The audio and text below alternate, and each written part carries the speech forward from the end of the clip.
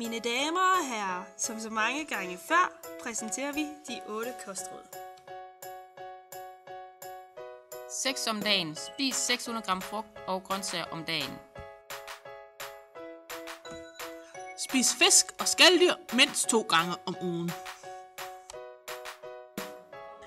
Spis gerne 75 gram fuldkorn om dagen. Søde sager indeholder mange kalorier.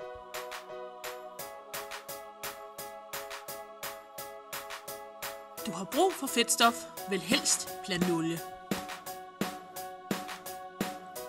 Spis efter 10-tallerken-princippet.